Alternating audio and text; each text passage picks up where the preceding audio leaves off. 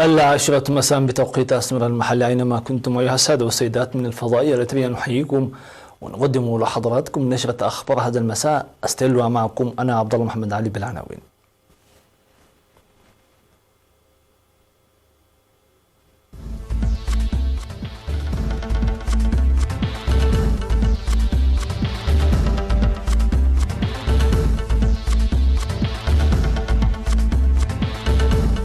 سيمينارات عن الأوضاع الراهنة والبرامج المستقبلية.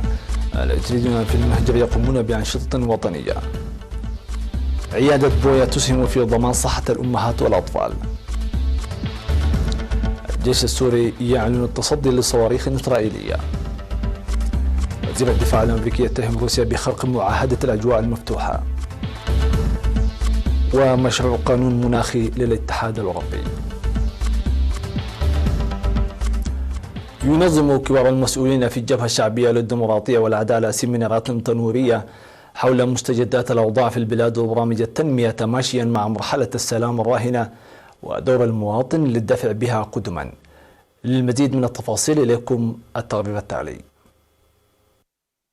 يعقد كبار المسؤولين في الجبهة الشعبية للديمقراطية والعدالة سيمينارات في مختلف مدن البلاد عن الأوضاع الراهنة وتحديات وبرامج عام 2020. وبدأت السيمينارات التي تتناول القضايا الاقتصادية والسياسية والثقافية والأمنية والدبلوماسية وغيرها بسيمينار عقده مسؤول الشؤون الاقتصادية في الجبهة الشعبية للديمقراطية والعدالة سيد حقوس قبرهيوت في 4 مارس في مدينة مصوع، ووزير الشؤون الخارجية السيد عثمان صالح، ومسؤول الشؤون السياسية في الجبهة الشعبية للديمقراطية والعدالة سيد يمان قبراب في 5 مارس في أسمر لكبار المسؤولين في الحكومة والجبهة وقادة الجيش. وأوضح المشرفون على السيمينارات بأن البرامج السياسية الأساسية لعام 2020 تتمثل في الحفاظ على السلام والاستقرار السياسي والأمن الداخلي للبلاد وتمتينه، وكذلك حماية الوحدة والوئام وتنميتها وإبراز القيم السامحة لمجتمعنا والثورة ومكافحته وإضعاف الظواهر السالبة وإحلال القانون والنظام وتقوية إنتاجية وابتكارات المواطنين وخاصة الشباب. ولتحقيق ذلك سيتم تنفيذ أنشطة ترتكز على التوعية والتنظيم والتجهيزات المهنية.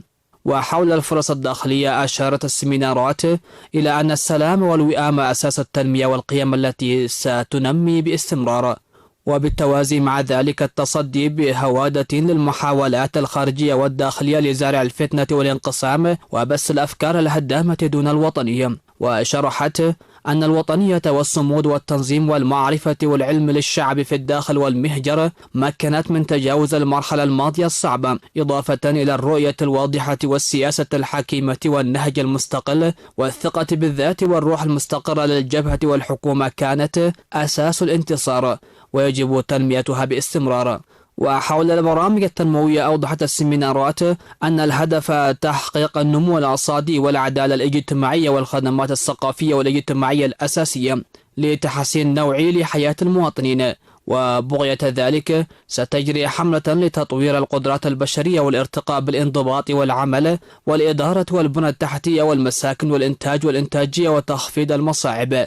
وذكر المسؤولون أنه بعد توقيع اتفاق السلام والصداقة بين إريتريا وإثيوبيا والتعاون الإقليمي والشراكة الذي نتج عنه قد فتح فرص كبيرة في هذه الآونة، إلى جانب وجود تحديات داخلية وخارجية. ويجب فهم الأوضاع في الداخل والمنطقة والعالم جيدا والتمسك بفهم مشترك للسير في اتجاه واحد وتجاوز التحديات. وذكروا أن في القوة ضعف ومثلها أيضا في الضعف قوة، لذلك فإن تقييم القوة والضعف وكذلك الفرص والتحديات يكون له مضمون وفائدة بالفهم الجيد للأوضاع الداخلية ووضع البرامج ليس بالنظر لقوة وضعف جانب أحد وحسب، بل بقياس الجهة العدائية والمنافسة. ويجري العمل لضمان المستقبل المشرق للبلاد بالتعرف جيدا لأوجه قوتنا وضعفنا وفرصنا وتحدياتنا.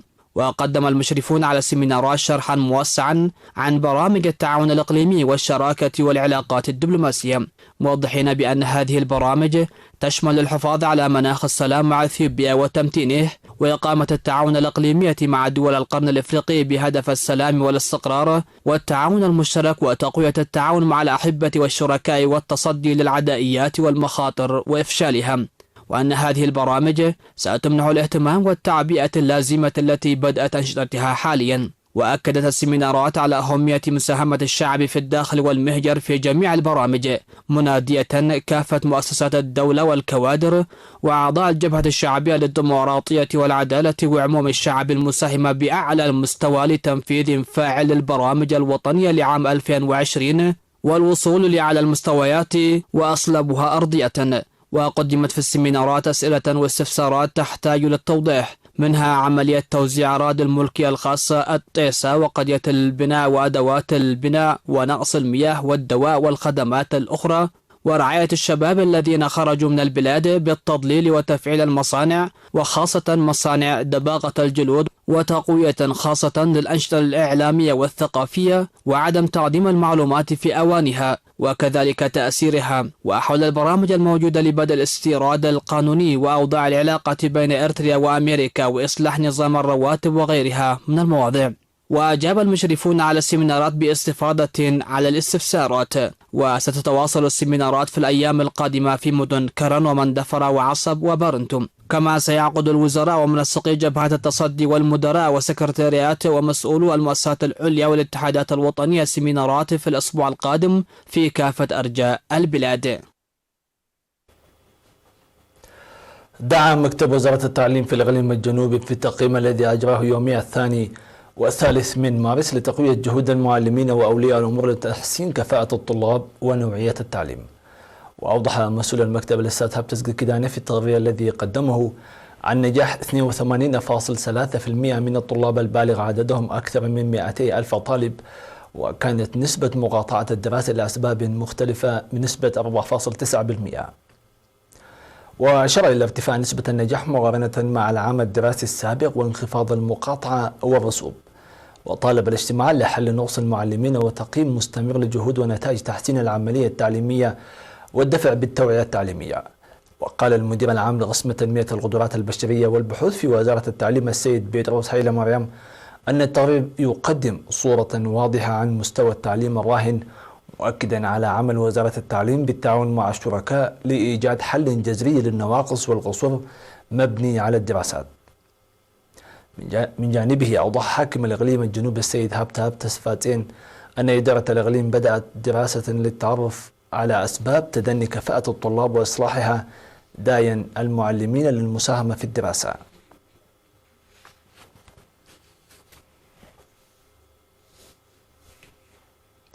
بحث الإريتريون المقيمون في بي إيريا بكاليفورنيا وجوبا بجنوب السودان تعزيز التأطير والمشاركة في قضايا البلاد. وقد عقد الإريتريون أعضاء مختلف القوى الاجتماعية في بي إيريا الأمريكية مؤتمرهم السنوي في 29 من فبراير في مدينة أوكلاند. وقيم المؤتمر الذي حضره القائم بأعمال السفارة الإريترية في الولايات المتحدة الأمريكية السيد برهان جبريهوت ومسؤولة الشؤون الشعبية في السفارة السيدة حدنت قلتا أنشطة العام الماضي للاتحاد الوطني للمرأة الإريترية والجبهة الشعبية للديمقراطية والعدالة وشباب الجبهة الشعبية للديمقراطية والعدالة وبحث برامج هذا العام. وأوضحت اللجان الوطنية في بي إيريا أن إنهاء التصدي في السنوات العشرين الماضية بنجاح كبير، مؤكدة الاستعداد التام لإنجاح مرحلة التنمية الجديدة بتنسيق قوي. من جانبه أوضح القائم بأعمال السفارة الإريترية السيد برهان جبريهوت أن هزيمة الشعب الإريتري لكافة العدائيات والمؤامرات بصمود وتصدي وتأمين السيادة الوطنية يعتبر مفخرة للأجيال.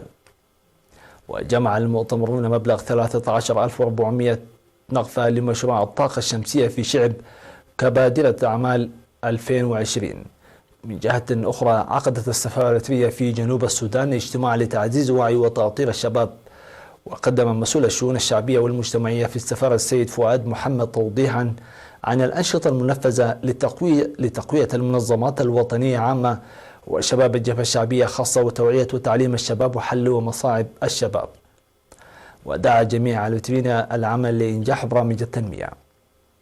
من جانبه أوضح المسؤول المؤقت لحركة شباب الجبهة الشعبية السيد تخلاب برختاب أهمية تأطير الشباب، مؤكدا على العمل لإنجاح تأطير وتنظيم الشباب.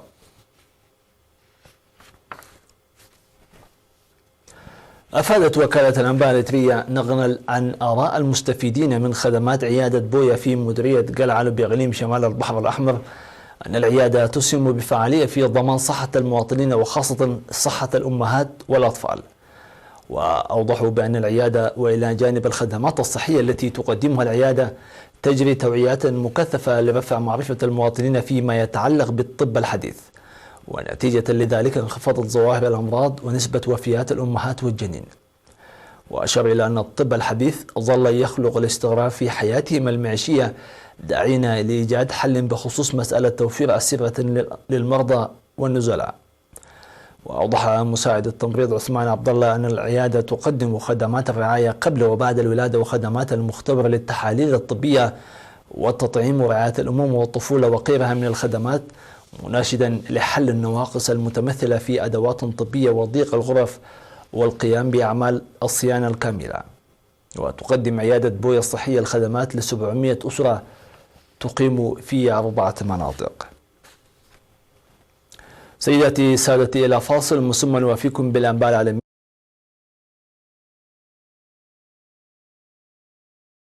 أفادت وسائل إعلام رسمية سورية أن الدفاعات الجوية السورية اعترضت صواريخ إسرائيلية فوق محافظة القنيطرة في جنوب غرب البلاد. ونقلت وسائل الإعلام عن مصدر عسكري القول أنه تم رصد حركة طيران حربي إسرائيلي قادما من شمال فلسطين باتجاه صيدا، وأطلق من فوق الأجواء اللبنانية عدة صواريخ باتجاه المنطقة الوسطى. وأضاف المصدر أنه تم اعتراض الصواريخ بنجاح وفق ما نقلت وكالة رويترز للأنباء. وفي فبراير الماضي ذكرت وكالة الأنباء الرسمية السورية سانا أن الدفاعات الجوية تمكنت من إسقاط صواريخ معادية على محيط مطار دمشق الدولي جرى إطلاقها من هضبة الجولان. وأطلقت إسرائيل مئات الصواريخ على سوريا في السنوات الأخيرة، مستهدفة فصائل مسلحة تدعمها إيران في سوريا وعتاد أرسلته جماعة حزب الله اللبنانية المؤيدة لإيران. اتهم وزير الدفاع الأمريكي مارك إسبر روسيا بانتهاك اتفاقية الأجواء المفتوحة التي تهدف لتعزيز الشفافية والثقة بين جيشي البلدين. وقال إسبر خلال جلسة استماع في الكونغرس أن روسيا تمنع مقاتلات الولايات المتحدة من التحليق فوق مدينة كالينغراد المطلة على بحر البلطيق وأيضا بالقرب من جورجيا، كما تنص الاتفاقية الموقعة منذ 18 عاما. والاتفاقية التي وقعت عليها 34 دولة تسمح لجيش كل دولة بإجراء طلعات مراقبة جوية فوق أراضي الدولة الأخرى بعد وقت قصير من إعطاء إشعار بذلك، ويمكن للطائرة مسح المنطقة التي تحلق فوقها وجمع المعلومات والصور للمنشآت والأنشطة العسكرية. والهدف من هذه الفكرة أنه بقدر ما تعرف الجيوش أكثر عن بعضها البعض فإن فرص اندلاع نزاعات عسكرية تصبح أقل. وسط انتقادات شديدة من نشطاء البيئة، عرضت رئيسة المفوضية الأوروبية أورسولا فون دير لاين مشروع قانون المناخ الذي يعد الأول من نوعه في الاتحاد الأوروبي، ويتضمن اعتماد 27 دولة الحياد الكربوني بحلول العام 2050. عرض مشروع قانون المناخ تم خلال اجتماع الهيئة التنفيذية للاتحاد الأوروبي في بروكسل بمشاركة الناشطة السويدية الشابة غريتا تومبرغ، والتي وصفت المشروع بأنه استسلام. ويعد مشروع قانون المناخ أحد تجليات الصفقة الخضراء التي طرحتها رئيسة المفوضية الأوروبية في ديسمبر الماضي. وعرفت فون دير لاين قانون المناخ بقولها أنه سيكون مرجعا للتشريعات الأوروبية ذات الصلة، وسيكرس هدف تحييد أثر انبعاثات غازات الدفيئة بحلول العام 2050. وتعهدت رئيسة المفوضية الأوروبية بخفض انبعاثات غازات الدفيئة بحلول العام 2030 بنسبة تتراوح بين 50% إلى 55%، بعد أن كان الحديث عن نسبة خفض تلك الانبعاثات لا تتعدى 40%. أنباء انتشار كورونا المستجد في مناطق بالعالم وارتفاع أعداد المصابين به ما برح يثير المزيد من المخاوف في أوساط شركات الطيران العالمية من أن يعيد هذا الفيروس القاتل إنتاج أسوأ أزمة مرت هذا القطاع منذ الأزمة المالية التي ضربت العالم في العام 2008. شركات الطيران الأوروبية ليست استثناء، فهي مع تراجع عدد المسافرين وانخفاض حجم الشحن الجوي أخذت الخطوط الجوية في الاتحاد الأوروبي تدعو إلى تخفيض عدد رحلاتها. وفي الأسبوع الماضي قال الاتحاد الدولي للنقل الجوي أنه بدلا من ارتفاع عدد المسافرين بنسبة 4.1 كما كان متوقعا، فإن المؤشرات تدل على أن ثمة انكماش في هذا القطاع بنسبة تبلغ 4.8% خلال العام الجاري، فيما يسري بين أوساط القائمين على النقل الجوي قلق من أن يبدد فيروس الكورونا أكثر من 26 مليار دولار من أموال هذا القطاع في مختلف أرجاء العالم. الخطوط الجوية البريطانية وراين إير وغيرها من شركات الطيران الأوروبية ألقت مئات الرحلات الجوية هذا الأسبوع في محاكاة عملية لما تقوم بها الشركات الآسيوية والأمريكية المنافسة في هذا المجال. وصلنا إلى نقطة الختام، في أمان الله وحفظه.